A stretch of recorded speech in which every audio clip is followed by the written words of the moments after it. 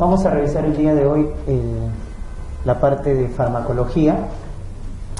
Vamos a estudiar por grupos, ¿no? De acuerdo al grupo farmacológico, vamos a revisar el día de hoy los fármacos en el sistema cardiovascular y también farmacología en el sistema gastrointestinal, ¿no?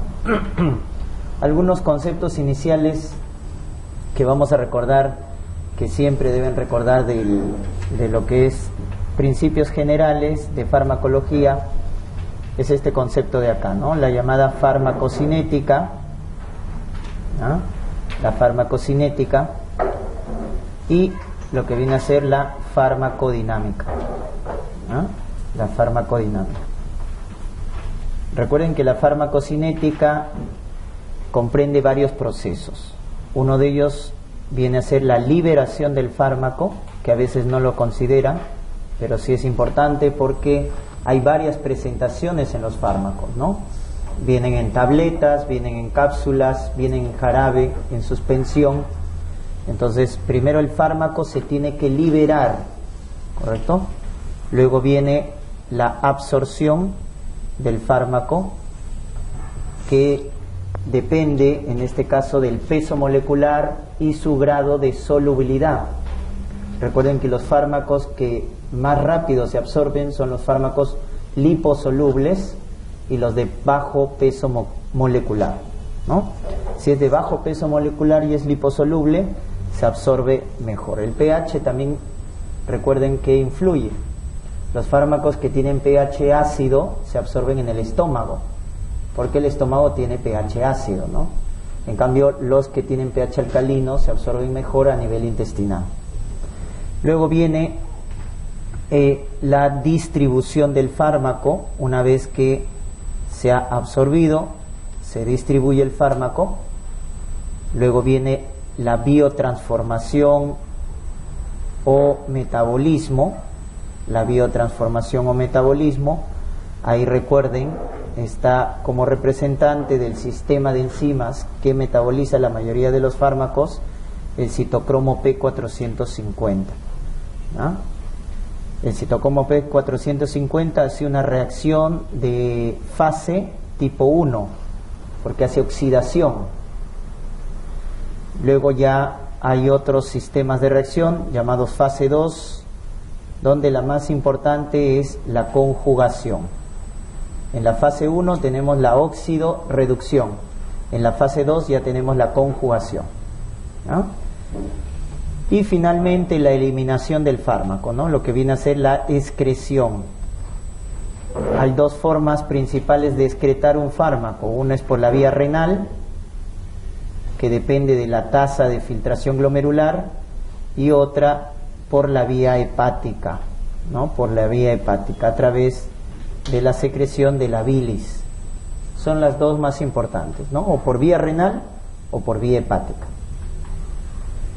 Muy bien, lo cual hay que ajustar la dosis del fármaco de acuerdo a la eliminación, ¿no? Si el fármaco se elimina por vía renal, entonces hay que ajustar la dosis en pacientes que tienen insuficiencia renal, en los que está alterado la tasa de filtración glomerular, ¿no?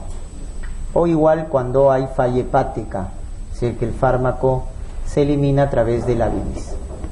Muy bien, entonces esos son los pasos de la llamada farmacocinética, ¿no? La farmacocinética, que viene a ser los cambios que sufre el fármaco, ¿no? Los cambios que sufre el fármaco dentro del cuerpo, dentro del organismo.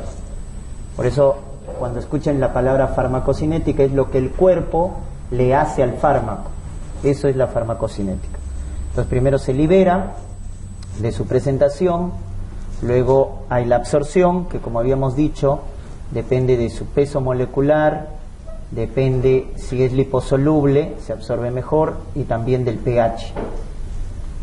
Luego la distribución. Cuando encuentren los valores o el volumen de distribución, si el volumen de distribución es más de 1 litro por kilo de peso, quiere decir que el fármaco principalmente, ¿dónde se distribuye? En los tejidos.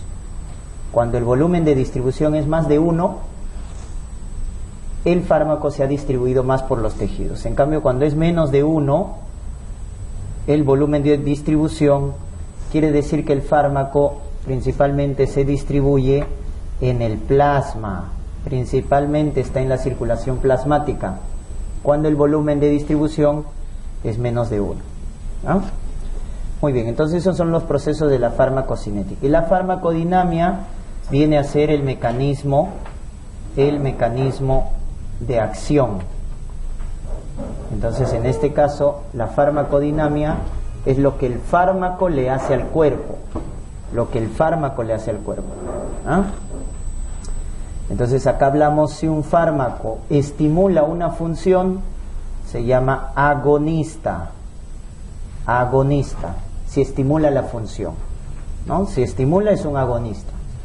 Ahora, al estimular, ¿no es cierto?, al receptor, podemos conseguir la función al máximo. Cuando alcanzamos la función óptima, entonces se dice que es un agonista total, cuando conseguimos la función máxima.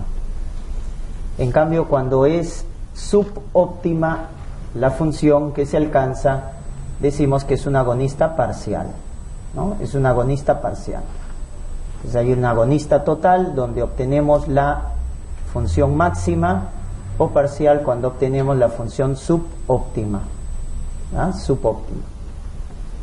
Por el contrario, el que no va a estimular la función, la que la deprime, la que la inhibe, viene a ser la función antagonista, ¿no? El antagonista es el que inhibe la función. Y ese antagonismo puede ser dependiente de la concentración, ahí se llama competitivo. Antagonismo competitivo, cuando depende de la concentración. Entonces, ¿quién va a ganar? El fármaco que tiene mayor concentración plasmática. O el antagonismo no competitivo, que no depende de la concentración, sino del sitio de acción, donde actúan, ¿no? Entonces, donde va a actuar se llama el sitio de acción dentro del receptor. Entonces ya no depende de la concentración, sino del sitio de acción donde va a actuar, ¿no? Esos son los ejemplos de mecanismo de acción, ¿no? Agonista, total parcial; antagonista, competitivo, cuando depende de la concentración; o no competitivo, del sitio de acción, ¿no? Muy bien. Luego tenemos la reacción adversa medicamentosa, los llamados efectos adversos o efectos secundarios. Entonces, también deben acordarse que un fármaco produce una respuesta positiva, un mecanismo de acción determinado en el cuerpo, pero también produce efectos secundarios, ¿no? Entonces, son primarios y secundarios.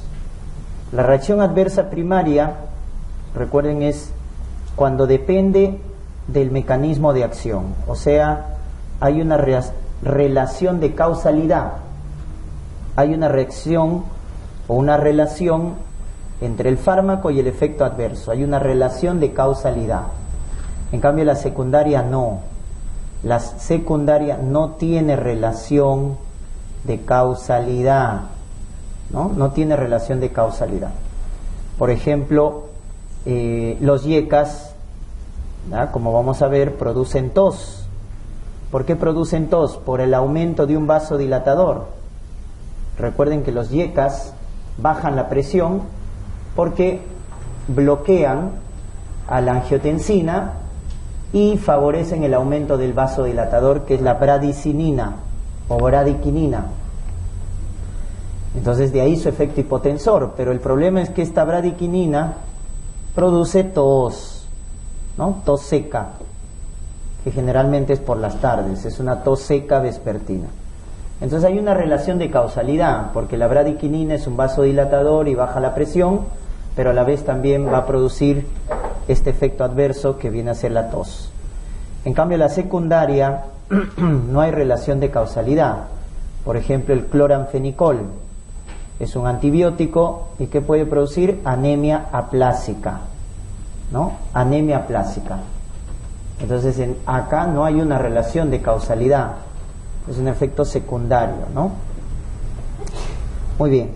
Son los conceptos más importantes que deben recordar de estas dos propiedades en farmacología, ¿no? La farmacocinética y la farmacodinámica. Muy bien, entonces, como habíamos mencionado, vamos a comenzar con el estudio del primer grupo de fármacos a nivel cardiovascular. Y uno de ellos vienen a ser los diuréticos, ¿no? Los diuréticos, la mayoría de los diuréticos, como su nombre lo indica, aumentan el volumen urinario, ya que la mayoría aumenta la eliminación a través de la orina de sodio. Por eso se llaman natriuréticos. Natriuréticos. ¿Por qué? Porque eliminan sodio por la orina, y recuérdate, el sodio siempre va con agua, va acompañado con agua. Entonces ustedes recordarán que el riñón en su función reabsorbe sodio. Nosotros reabsorbemos sodio. La mayor cantidad de reabsorción se da en el túbulo contorneado proximal, miren. 65 a 70% del sodio se reabsorbe en el túbulo contorneado proximal. Ahí está. Entonces, la mayor cantidad de sodio se reabsorbe a nivel proximal, ¿no? Luego viene el asa de Henle, y recuerden, en el asa de Henle encontramos dos túbulos. El túbulo del asa de Henle, la rama descendente, que es esta de acá, que solo es permeable al agua, y la rama ascendente, que es permeable a iones. Y acuérdate de esta rama gruesa, mire, esta es la rama ascendente gruesa, donde vamos a tener acá este cotransporte que es sodio, potasio, 2 cloros. ¿Dónde se ubica este cotransporte? Sodio, potasio, 2 cloros, en la rama ascendente gruesa del asa de Henle. ¿Y cuánto de sodio reabsorbe esta rama ascendente gruesa? 25% reabsorbe, 25%. Entonces, como ven, la mayor parte es a nivel proximal, 65-70%, a nivel del asa de Henle, rama gruesa ascendente, 25%, con el cotransporte, sodio, potasio, 2 cloros. Y luego tenemos acá a nivel distal. A nivel del túbulo distal también se reabsorbe sodio. ¿Cuánto? 5%. 5%. A través de este canal que es sodio-cloro, ¿no? Sodio-cloro. Luego el túbulo colector, 1 a 2%, ¿no? En el túbulo colector. Y acá, a nivel del túbulo colector, recuerden, y la parte distal, túbulo colector, ¿qué túbulo colector? Cortical, trabaja esta hormona, la aldosterona. La aldosterona trabaja a nivel del túbulo distal y del túbulo colector cortical, ¿no? O sea, de la corteza renal. ¿Y qué es lo que hace la aldosterona? Y lo están viendo, reabsorbe sodio y elimina potasio. Reabsorbe sodio hacia la sangre y secreta potasio, ¿no? Reabsorbe sodio con agua, obviamente, y secreta potasio y iones hidrogeniones. La aldosterona elimina potasio y también iones hidrogeniones.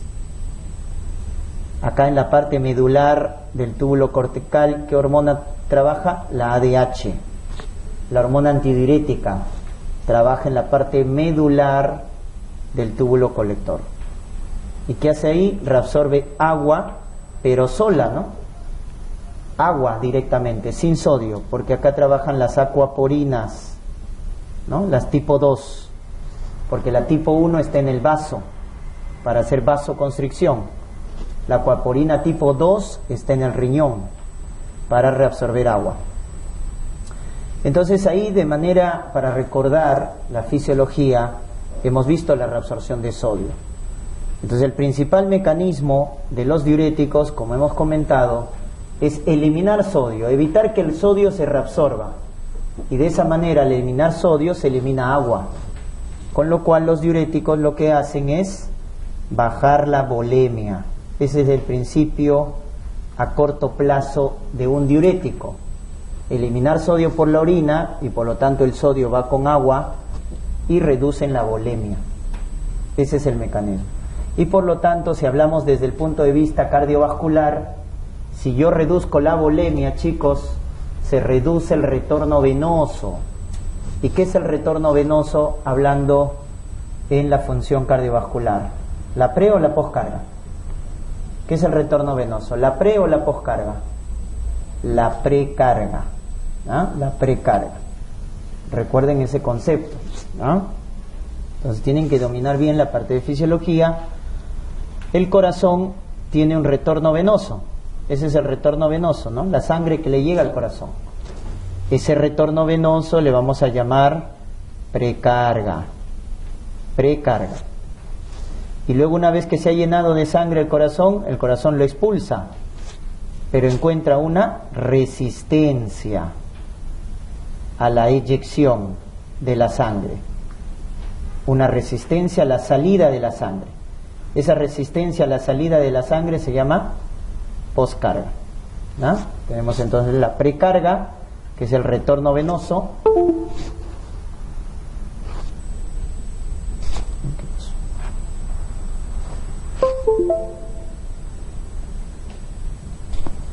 Tenemos la precarga, que les había comentado que es el retorno venoso, y la poscarga, que es la resistencia a la eyección, ¿no? Recuerden que la precarga está determinada por la ley de Frank-Starling. Ley de Frank-Starling. En cambio, la poscarga por la ley de Laplace. ¿Ah? Eso en fisiología. Muy bien, entonces estamos hablando acá de la precarga. Como el diurético elimina sodio por la orina, reduce la reabsorción de agua. Entonces estoy eliminando más volumen. Entonces la volemia baja. Y al bajar la volemia, se baja la precarga. ¿Ah? Se baja la precarga. Muy bien, entonces ese es el principio de los diuréticos. Entonces vamos a ver los diuréticos o los natriuréticos más importantes de acuerdo al punto de acción. Entonces, ¿dónde trabaja, por ejemplo, el diurético que trabaja a nivel del túbulo contorneado proximal? Es este de acá, el inhibidor de la anidrasa carbónica. El inhibidor de la anidrasa carbónica es un diurético que trabaja a nivel del túbulo contorneado proximal. Nos estamos haciendo referencia a la acetazolamida. Acetazolamida es el inhibidor de anidrasa carbónica. ¿Ah? Este diurético, la acetazolamida, trabaja a nivel del túbulo contorneado proximal y tiene entonces como mecanismo de acción inhibir a esta enzima, la anidrasa carbónica, a nivel del túbulo proximal, con lo cual altera la absorción de sodio, pero sobre todo tiene una aplicación en la parte oftalmológica. En la parte oftalmológica, la acetazolamida reduce la producción de humor acuoso en el ojo, reduce la producción de humor acuoso, con lo cual se emplea ¿en qué casos? En casos de glaucoma, glaucoma agudo, el glaucoma agudo o de ángulo estrecho. Ese paciente que viene a la consulta con un ojo rojo y midriasis, es el glaucoma agudo, ¿no? Ojo rojo y la pupila está midriática.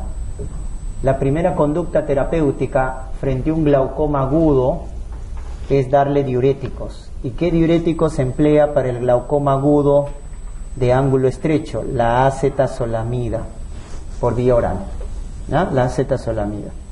También se emplea para el mal de altura, ¿correcto? Para el mal de altura también se emplea la acetazolamida. Muy bien. No tan importante para la parte cardiovascular, pero mencionamos por su lugar de acción, ¿no? En cambio, el que sí tiene bastante aplicación a nivel cardiovascular es el diurético que trabaja acá, a nivel del cotransporte sodio-potasio 2 cloros. ¿Quiénes vienen a ser? Los diuréticos de asa. Los diuréticos de asa.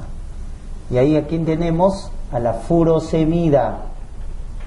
Entonces cuando te pregunten dónde trabaja la furosemida, acuérdate, la furosemida trabaja a nivel de la rama ascendente gruesa del asa de Henle, bloqueando este cotransporte. La furosemida bloquea este cotransporte en la rama ascendente gruesa. El cotransporte es sodio, potasio, 2 cloros. Sodio, potasio, 2 cloros. Y es el diurético más potente. ¿Por qué? Porque va a eliminar el 25% de sodio que se debería reabsorber. Entonces, la fracción excretoria de sodio del 25% es eliminada con la furosemida. ¿Ya? Es el diurético más potente, ¿ya? La furosemida. Por eso también se le llama diurético de alto techo. Diurético de alto techo. Y es el más rápido también de actuar. Muy bien, entonces es su lugar de acción a nivel de la rama ascendente gruesa, ¿no? Luego seguimos subiendo por acá y llegamos al túbulo distal. Y en el túbulo distal, habíamos dicho, se maneja el 5% de la fracción excretoria de sodio. ¿Y quién trabaja ahí? Las tiacidas. Los diuréticos de tipo tiacídicos bloquean este cotransporte. Sodio-cloro a nivel del túbulo contorneado distal.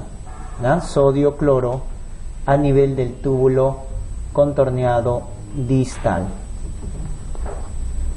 Por eso es un diurético de potencia intermedia, porque solo maneja el 5% de la fracción excretoria de sodio.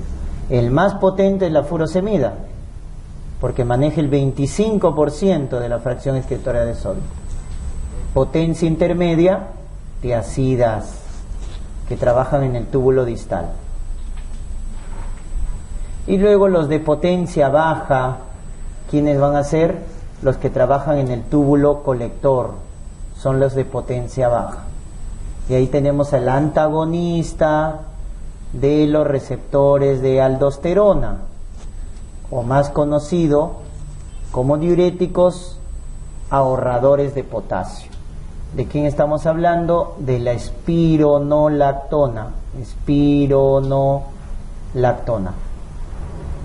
La espironolactona es el diurético que bloquea de forma competitiva los receptores de aldosterona.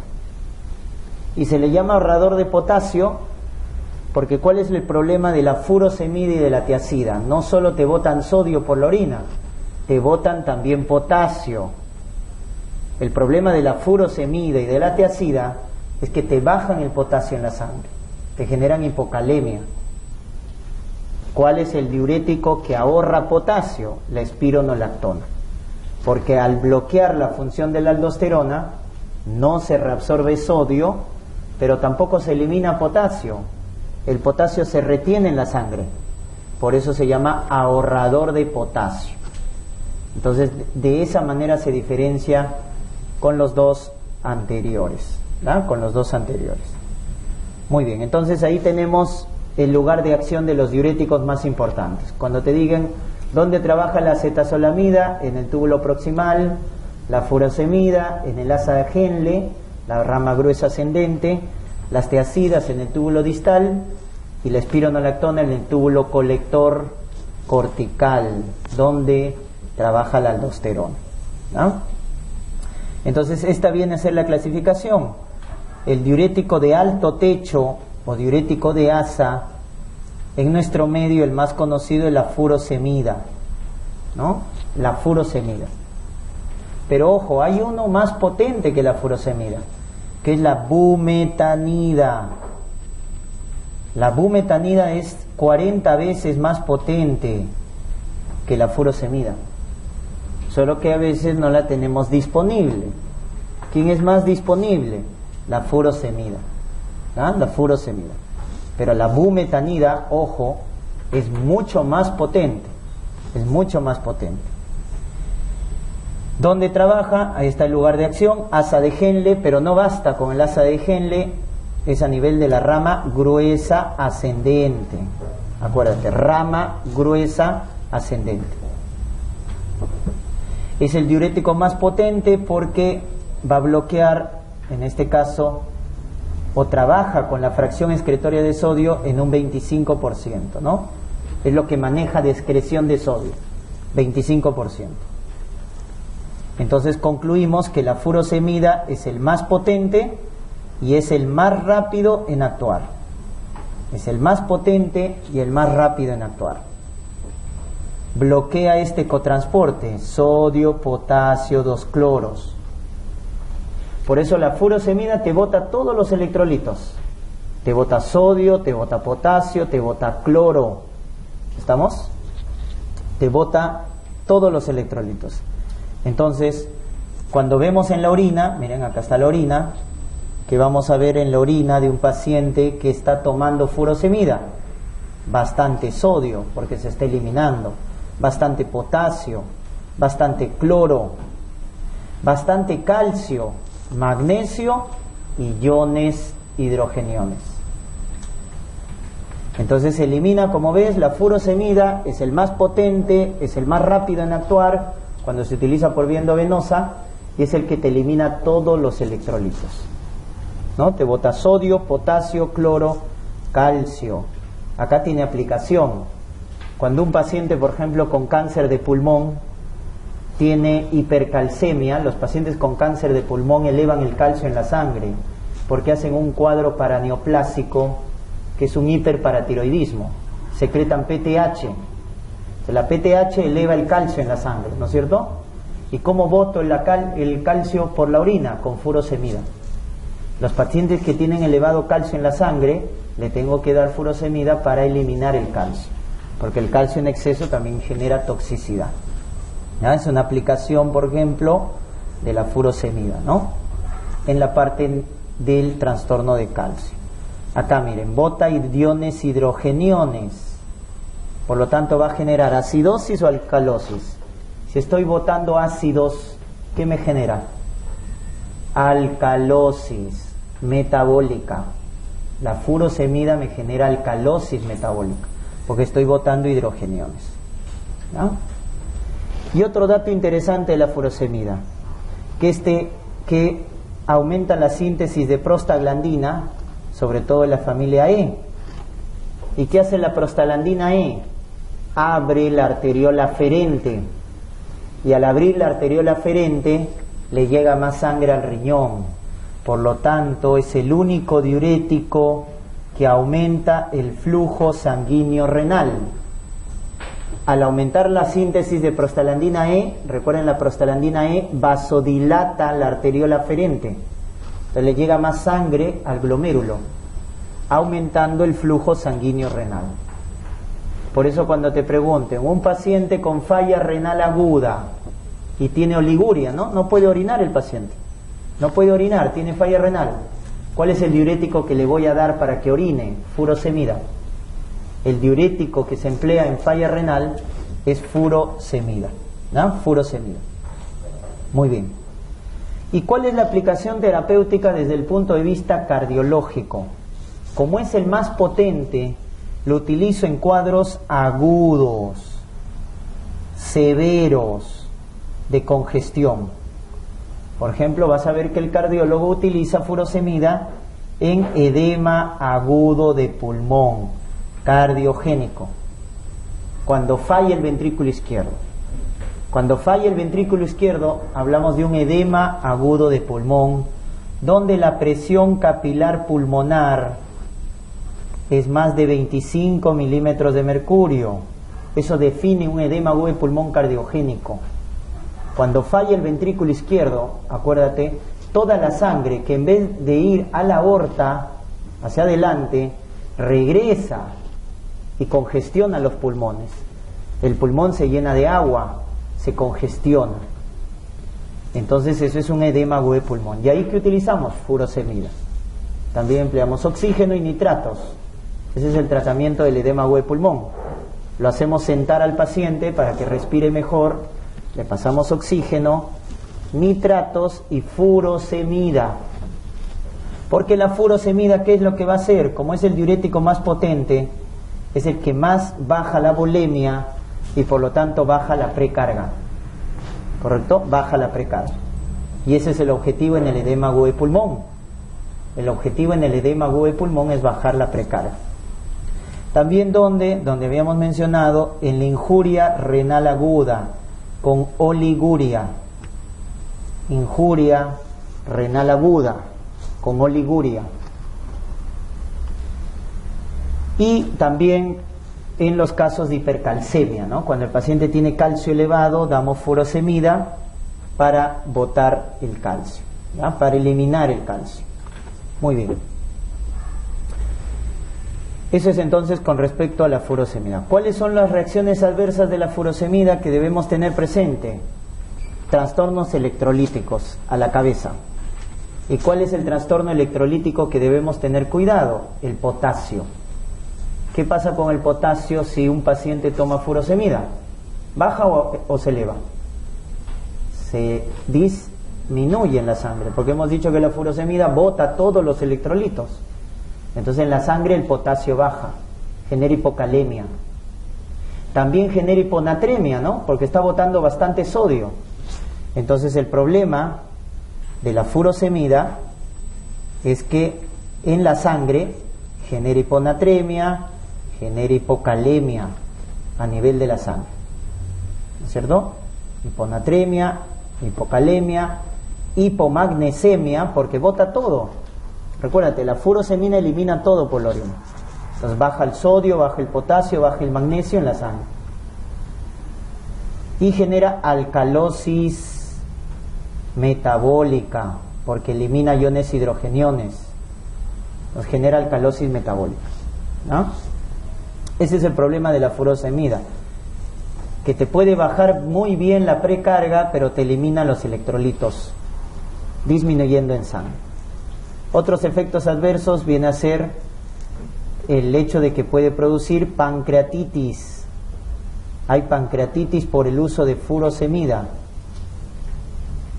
También te puede generar ototoxicidad, problemas a nivel del oído, ototoxicidad, ¿no? Muy bien, eso es entonces con respecto a las reacciones adversas. Pero su aplicación es que es el diurético más potente y el más rápido en actuar. Recuerden, la furosemida viene por vía oral y también presentación parenteral, vía endovenosa. Entonces la vía endovenosa se utiliza en los cuadros agudos. Un edema agudo de pulmón cardiogénico, una falla renal con oliguria. Luego tenemos este de acá, los tiacídicos. ¿Dónde trabajan los tiacídicos? En el túbulo contorneado distal, principalmente, en el túbulo distal. ¿Quién es el representante acá? El más conocido acá en Perú, hidroclorotiazida. Si te debes recordar del diurético de asa, furosemida. De tiacidas, hidroclorotiazida. Hidroclorotiazida, ¿no? Que trabaja en el túbulo distal, bloqueando este cotransporte que habíamos revisado en el gráfico, sodio-cloro, ¿no?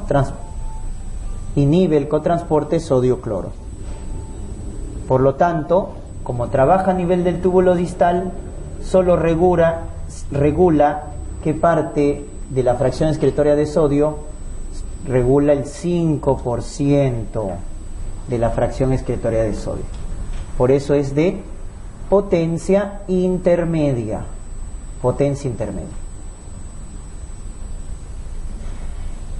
Entonces, ¿qué es lo que hace la tiacida a nivel distal? Bloquea la absorción de sodio. Por eso en la orina, ¿qué va a pasar? Miren, hay bastante sodio porque se está eliminando. Bastante sodio en la orina. También elimina potasio. Por eso, al igual que la furosemida, puede generar hiponatremia, hipocalemia. Elimina cloro, magnesio. Entonces acá hay una diferencia con la furosemida. ¿Qué ion no se está eliminando con las tiacidas? A diferencia de la furosemida, el calcio. Esa es la diferencia que tienes que acordar. Mientras que la furosemida arrasa con todo, las tiacidas no te eliminan calcio por la orina, hacen lo contrario, reabsorben calcio. Reabsorben calcio. Entonces, esa es la diferencia con la furosemida. ¿Correcto? Porque reabsorben calcio, ¿no? Y van a elevar el calcio en la sangre. Por eso es bueno utilizar tiacidas en los pacientes hipertensos que tienen osteoporosis. ¿Por qué doy tiacida a un paciente hipertenso con osteoporosis? Porque el tiacida es el único diurético que reabsorbe calcio. Es el único que te ahorra calcio. Por eso lo doy en osteoporosis, cuando el paciente es hipertenso. ¿En qué casos vamos a utilizar tiacidas? Cuando hay congestión, no aguda, sino una congestión crónica. Cuando la congestión es crónica, leve, moderada, ¿no? Y el típico son los síndromes edematosos. Síndromes edematosos. Tipo paciente con falla cardíaca, con edemas. Queremos bajar el edema del paciente con falla cardíaca, damos tiacidas. Paciente con síndrome nefrótico, ¿no? Paciente con falla renal, para bajar los edemas, ¿no? Muy bien. Pero se utilizan las tiacidas en el cuadro crónico de mantenimiento para la congestión leve, moderada. Ahí utilizamos las tiacidas. No para el cuadro severo. Si me dicen que la congestión es aguda, severa, ¿qué utilizamos? Furosemida. Cuando es agudo o severo, furosemida. Cuando es crónico, leve, moderado, tiacidas. Pero el aporte más importante de las tiacidas, desde el punto de vista de la diuresis, es que se emplean como antihipertensivos. Son los primeros antihipertensivos que aparecieron. El primer fármaco antihipertensivo que se utilizó fueron las tiacidas. Y al inicio no se conocía muy bien, porque se pensaba, se razonaba de manera fácil, ¿por qué las tiacidas bajan la presión? ¿Cuál sería la razón de que las tiacidas bajan la presión? ¿De qué bajan qué cosa? La volemia, ¿no es cierto? El razonamiento es sencillo. Ustedes recordarán que presión arterial es gasto, ¿no es cierto? Gasto cardíaco por resistencia vascular. Y el gasto cardíaco está definido por volumen por frecuencia cardíaca, ¿no? Por resistencia vascular periférica. Entonces la presión arterial queda definida con estos tres parámetros: volumen, frecuencia, resistencia. Entonces decimos que las tiacidas son antihipertensivos porque afectan acá, bajan la volemia. Entonces al bajar la volemia bajan la presión arterial, ¿no es cierto? Ya está. Ese es el efecto de las tiacidas, pero a corto plazo. A corto plazo. Entonces al inicio bajan la presión porque bajan la volemia. Pero después con los estudios se vio que las tiacidas bajaban la mortalidad en el paciente hipertenso. Eran buenas las tiacidas. Por eso hasta ahora son de primera línea. Porque se ha descubierto que baja la presión no solo por bajar la volemia, sino por bajar la resistencia vascular. Es decir, a largo plazo, las tiacidas bajan la resistencia vascular, ya que son vasodilatadores. ¿Y por qué son vasodilatadores las tiacidas? Porque intervienen o obstruyen, en este caso, la entrada de calcio a los vasos. Interfieren con la entrada de calcio en los vasos, ¿correcto? Y a corto plazo, ¿por qué bajan la presión? Porque son diuréticos. Entonces el que sabe farmacología sabe esto de acá, que las tiacidas bajan la presión no tanto porque son diuréticos, porque eso es efecto a corto plazo. El que sabe farmacología responde que las tiacidas bajan la presión por este mecanismo de acción, porque tienen un efecto vasodilatador, que es el más importante. Es el más importante el efecto vasodilatador para bajar la presión arterial, ¿no? Entonces ahí han visto Los dos mecanismos por el cual las tiazidas bajan la presión arterial. El más importante, el efecto vasodilatador, que es el a largo plazo. Porque ustedes recordarán que el paciente hipertenso es un paciente que tiene la presión de forma sostenida elevada. Entonces hay que bajar no solo a corto plazo, sino a largo plazo, ¿no? Son los más antiguos y han demostrado bajar la mortalidad en el paciente con hipertensión arterial. Han demostrado bajar la mortalidad. Por eso se consideran fármacos antihipertensivos de primera línea, sobre todo en adulto mayor. Si tengo un adulto mayor con hipertensión, el primer fármaco que debemos pensar en utilizar para bajarle la presión es las tiazidas. También en el paciente hipertenso de raza afroamericana, porque estos pacientes son retenedores de agua y sodio. Entonces el componente acá es la volemia. Y bajamos la volemia con los diuréticos. Y cuando el paciente es hipertenso y tiene osteoporosis. Entonces, hipertenso, adulto mayor, raza afroamericana, osteoporosis, le voy a dar tiazidas. ¿Por qué en la osteoporosis? Porque era el único diurético que reabsorbía calcio, ¿no es cierto? Era el único diurético que reabsorbía calcio. Muy bien. Por eso en el perfil, para comparar acá, vamos a poner tiazidas, que viene en presentación oral, ¿no? En presentación oral, porque se utiliza para cuadro crónico, no agudo. La furosemida sí viene por vía endovenosa, porque utilizamos en cuadros agudos severos. Entonces, ¿qué hace la tiazida? También genera hiponatremia.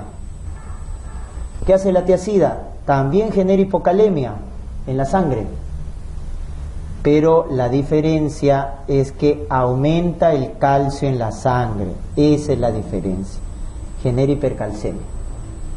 Por eso se utiliza en los pacientes con osteoporosis. También elimina, en este caso, hidrogeniones, y por eso también produce alcalosis metabólica, al igual que la furosemida.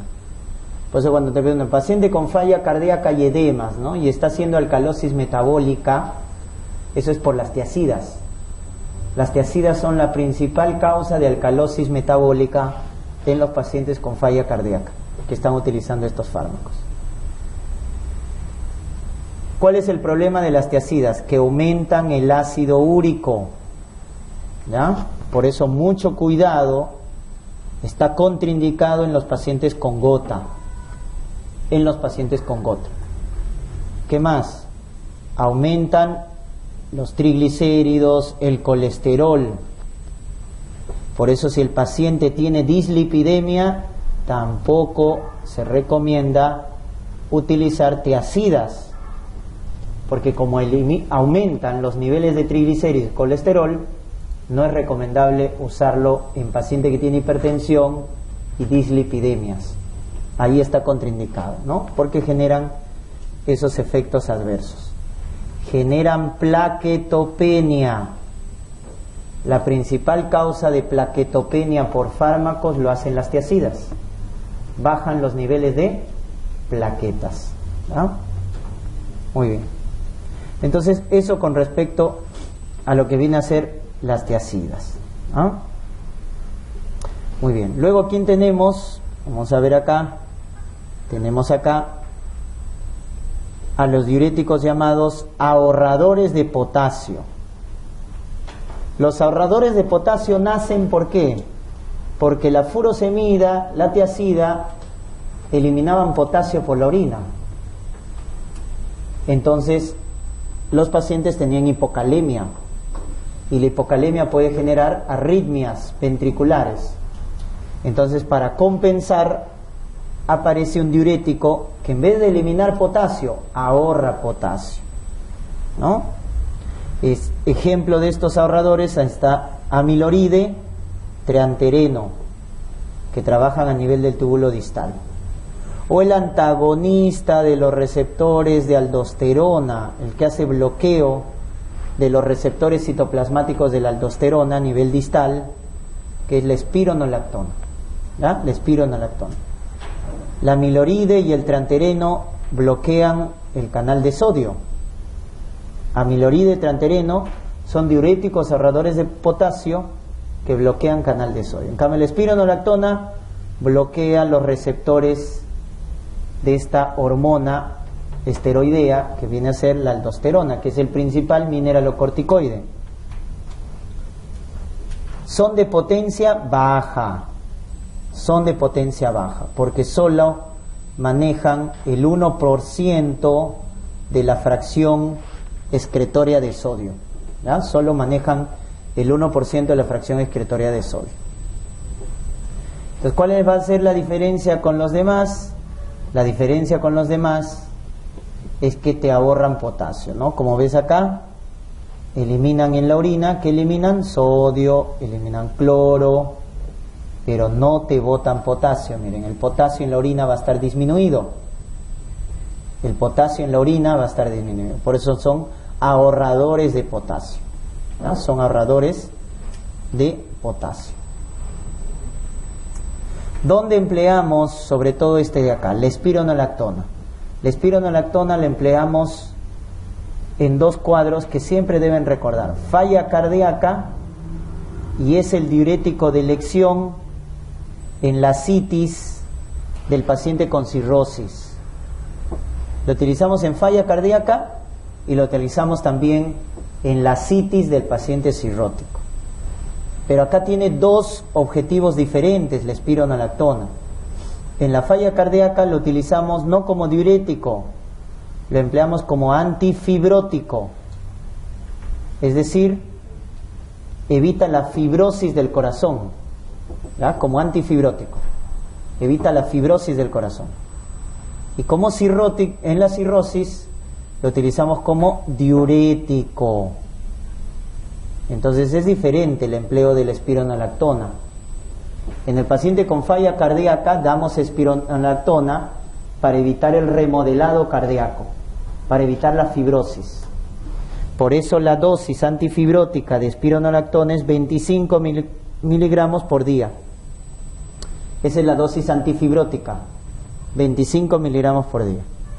En cambio, en el cirrótico lo empleamos como diurético a dosis inicial de 100 miligramos por día. 100 miligramos por día es la dosis diurética que empleamos en el paciente con cirrosis, ¿no? Esa es entonces la diferencia.